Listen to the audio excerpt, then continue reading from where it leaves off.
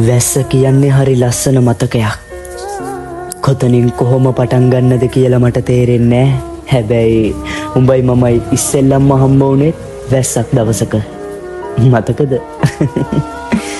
වැස්ස නිසා සීතලට මං උඹේ පපුවට තුරුල් වෙලා ජීවිතේ කිසිම ප්‍රශ්නයක් නැති ගානට හරිම විශ්වාසනීය විදිහට ඔයා ළඟ නිදාගත්තා. සමහර විට ඔයා දන්නේ නැතුව ඇති ඔයා මගේ දෙවෙනි අම්මා කියලා කියන්න හේතුව ඒක කියලා. ඔයා ළඟ ඉන්නකොට සැහැල්ලුයි, සරලයි, ලස්සනයි. ඇත්තටම ඒ කාලෙට මං හරි ආසයි. අවංකවම දෙයක් කියන්නද?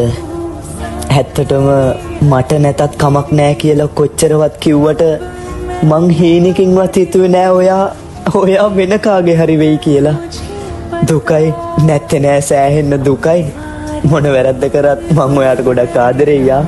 ඒක තමයි මම මෙහෙම දුක් වෙන්න හේතුව. නැත්තම් මට කිසිම දුකක් නෑ ඇත්තටම. ඉතින් ඔයා හොඳ කෙල්ලෙක්. අනිවාර්යයෙන්ම මං ඒක කියන්න ඕනේ. ඇත්තටම ඔයා හොඳ කෙල්ලෙක්. අනිත් එක ඔයා ගොඩක් සතුටු වෙන්න ඕනේ. සාමාන්‍යයෙන් කොල්ලෙක්ගෙන් මේ වගේ කමෙන්ට් එකක් හම්බ වෙන්නේ නැහැ කිසිම කෙල්ලෙක්ට.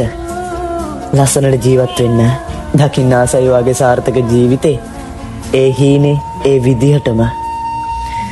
ඉතින් මගේ තියෙන මොරණ්ඩුකමට කොච්චර නෑ කිව්වත් මම උඹට තාම ආදරෙයි බං. ඔබ මගේ හදවතේ